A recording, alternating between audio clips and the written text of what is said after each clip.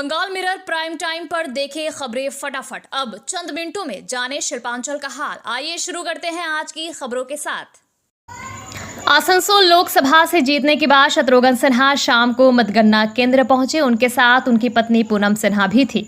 उन्होंने जिला निर्वाचन अधिकारी पुन्नाबलम से जीत का प्रमाण पत्र लिया। इसके बाद उन्होंने कहा कि ये जीत आसनसोल की जनता की जीत है। ये जीत है ममता बनर्जी द्वारा उनके ऊपर दिखाए गए भरोसे की जीत है। इस दौरान मंत्री मलाई घटक, जिलाध्यक्ष नरेंद्र नाथ चक्रवर्ती, उप मेयर अभिजीत घटक, विधायक हरिराम सिंह, आसनसोल नगर निगम के चेयरमैन अमरनाथ चैटर्जी समेत बड़ी संख्या में कार्यकर्ता मौजूद थे। आइए सुनते हैं जीत पर क्या कह रहे हैं टीएमसी नेता।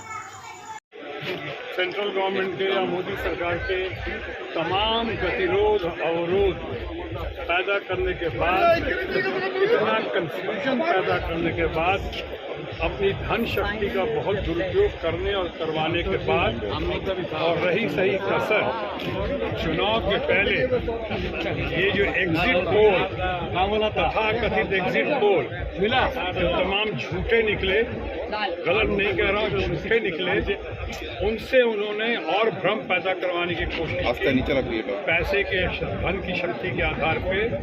और उसके बाद जिस तरह से चुनाव हुआ, 2 महीने ये इलेक्शन कमीशन ने चुनाव में 2 महीने लोगों को रगड़ दिया, ये सोचकर कि शायद माननीय प्रधानमंत्री को बहुत मौका मिलेगा प्रचार करने का। जगह जगह एक ट्रिप में उनके करोड़ों रुपए खर्च हो रहे थे, उसकी बगैर परवाह किए जिस तरह से उन्होंने देश के कोने कोने में जाके 7 चरण में जिस तरह से प्रचार किया या दुष्प्रचार किया कि बहुत लोगों की नज़रों में वो प्रधानमंत्री कम रह गए, प्रचार मंत्री ज़्यादा रहे।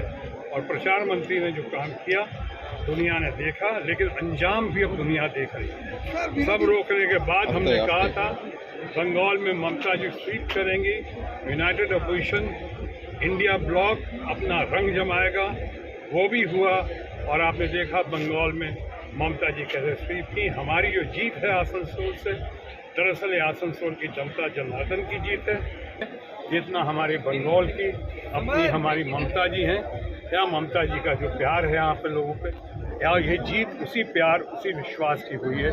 उसके लिए मैं देश की जनता, अपने बंगाल के लोग या अपने आसनसोल की जनता का बहुत आभार प्रकट करता हूँ। बिहारी बाबू होने के नाते, बिहारी बाबू से अब बंगाली बाबू बन गया, उसके होने के नाते, या सही मानों के हिंदुस्तानी बाबू हूँ उसके नाते मैं सबको प्रणाम करता हूँ, सलाम करता हूँ, सबका धन्यवाद देता हूँ। Thank you. सारा निर्वाचक मंडली, সেই নির্বাচক মন্ডলীকে ধন্যবাদ জানাই যে আমাদের নেত্রী মমতা বন্দ্যোপাধ্যায়ের নেতৃত্বে সারা পশ্চিমবঙ্গের যে সবুজ ঝড়, আজকে এই 4 জুন ইলেকশনের কাউন্টিংয়ের পরে সারা রাজ্য জুড়ে আপনারা দেখতে পাচ্ছেন ইতিমধ্যেই 30-31টা আসনে তৃণমূল আসানসোল যে লোকসভা নির্বাচন, আপনারা জানেন যে এবারে নির্বাচনে যিনি আমাদের প্রতিদ্বন্দ্বী প্রার্থী ছিলেন, তিনি প্রচুর টাকা বিলি করে টাকার বিনিময়ে ভোট কেনার চেষ্টা করেছিলেন। কিন্তু আমি ধন্যবাদ জানাই আসানসোলের মানুষকে যে তারা সেটা প্রত্যাখ্যান করে শত্রুঘ্ন সিনহাজিকে আবার আশীর্বাদ করেছেন, তিনি আবার জয়ী হয়েছেন। এবং আমাদের নেত্রী মমতা বন্দ্যোপাধ্যায়, তিনি এই প্রচণ্ড গরমের মধ্যে যেভাবে তিনি আমাদের আসানসোলে সময় দিয়েছেন, কুলপিতে সভা করেছেন, আসানসোলে সভা করেছেন, আমাদের নেতা অভিষেক বন্দ্যোপাধ্যায় যেভাবে তিনি শোভাযাত্রা করেছেন, রানীগঞ্জে এসে সভা করেছেন, তাদের যে বক্তব্য, তাদের যে নির্দেশ, সেই নির্দেশ মতো আমরা কাজ করেছিলাম এবং তার সুফল আমরা পেয়েছি। আজকে সারা পশ্চিমবঙ্গের মানুষের সঙ্গে সঙ্গে আমরা আসানসোলবাসীকেও ধন্যবাদ জানাই। আজকে এই যে নির্বাচনের ফল, তারা যে আশীর্বাদ করেছেন তার জন্য, যেভাবে আমরা মানুষের সঙ্গে বিগত দিনে ছিলাম, আজকে আছি, আগামী দিনেও যাতে আমরা মানুষের সঙ্গে থেকে কাজ করতে পারি, এইটুকু আমরা আশা রাখছি যে আমরা মানুষের সঙ্গে থেকে মানুষের সঙ্গে কাজ করব। पश्चिम बंगाल में जो चंद हाई प्रोफाइल लोकसभा के मुकाबले थे उनमें आसनसोल भी था। एक तरफ टीएमसी के निवर्तमान सांसद, हिंदी फिल्मों के सुपरस्टार और बिहारी बाबू शत्रुघ्न सिन्हा, तो दूसरी तरफ खुद को आसनसोल का भूमिपुत्र बताने वाले और वरिष्ठ सांसद सुरेंद्र सिंह अहलुवालिया भारतीय जनता पार्टी का प्रतिनिधित्व कर रहे थे। राजनीतिक विश्लेषकों का कहना था कि आसनसोल लोकसभा सीट पर कांटे की टक्कर होगी और हुआ भी। वहीं मतगणना के दिन सुबह से ही शत्रुघ्न सिन्हा और सुरेंद्र सिंह अहलुवालिया के बीच वोटों की रसाकशी देखी गई। कभी सुरेंद्र सिंह अहलुवालिया आगे होते तो कभी शत्रुघ्न सिन्हा। आखिरकार शत्रुघ्न सिन्हा ने यहां पर 59,564 मतों के अंतर से बाजी मारी। जीत के बाद कार्यकर्ताओं ने जगह जगह जश्न मनाया। आइए देखते हैं। पश्चिम बंगाल में तृणमूल सुप्रीमो ममता बनर्जी के जादू के आगे प्रधानमंत्री नरेंद्र मोदी का मैजिक फीका पड़ गया। भाजपा के कई दिग्गज उम्मीदवारों को हार का सामना करना पड़ा। बंगाल से 2 केंद्रीय मंत्री रहे निश्चित परमाणिक और सुभाष सरकार को भारी हार का मुंह देखना पड़ा। वहीं भाजपा के पूर्व प्रदेश अध्यक्ष दिलीप घोष को बर्दवान दुर्गापुर में तृणमूल प्रत्याशी कृति आजाद ने 1,37,000 वोटों के बड़े अंतर से हराया। मिदनापुर में आसनसोल दक्षिण की विधायक अग्निमित्रा पाल भी चुनाव हार गई। नहीं दे करके हमारे साथ अन्याय किया है, उसकी पार्लियामेंट में लड़ाई लड़ना और आगे जैसे जैसे निरंतर काम चलता रहेगा, आगे आगे जो होता रहेगा आप लोगों के समक्ष आते रहेंगे, मिलते रहेंगे, बात करते रहेंगे, काम करते रहेंगे। और काम करने का जो आनंद है वो कुछ नहीं है। क्रिकेट के मैदान में भी खूब मेहनत किया तो उसका फल मिला। यहाँ भी मेहनत करेंगे तो अगली बार भी लोग फिर।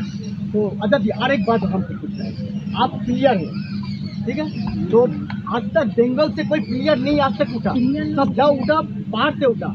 ये बंगाल के प्लेयर से लिए आपको क्या ख्याल है? अब सौरभ गांगुली कहाँ का है भाई? सौरभ गांगुली बंगाल से है। फिर इंडिया का कैप्टन कहाँ पर वर्ल्ड कप 2003 तक लेके गया? वो क्या टीम के अंदर स्पिरिट लेके आया? आप कैसे भूल सकते हैं उसको? लेकिन आप बराबर हिंसा के खिलाफ है, तो ये मतगणना केंद्र से जब विरोधी एजेंट लोग निकाल रहा तो उसके ऊपर हमला होगा। दुर्गापुर में घटना हुआ, यहाँ भी हुआ, सीपीएम के एजेंट को माथा फोड़ दिया गया। तो कर्मी को कुछ वार्ता दीजिए जैसे। आपको मालूम है 2 घटनाएं हुई चुनाव के समय।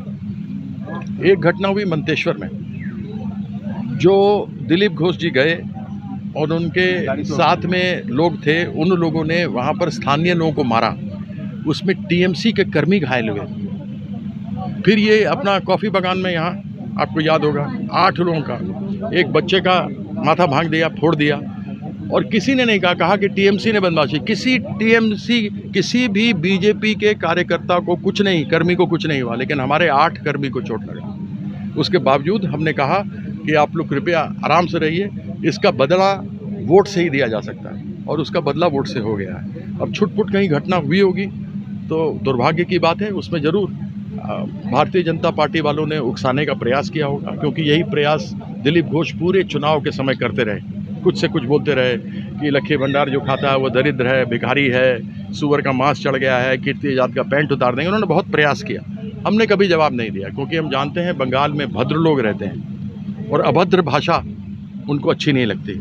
और भद्रता हमारे पिताजी में, हमारे ख़ानदान में, हमारे माँ बाप ने हमको सिखाया है, तो हम बड़े ही शालीनता के साथ रहते हैं और भद्रता के साथ रहते हैं। इन्हीं शब्दों के साथ धन्यवाद। हमको जरा अंदर जाने दीजिए, सर्टिफिकेट ले आएँ।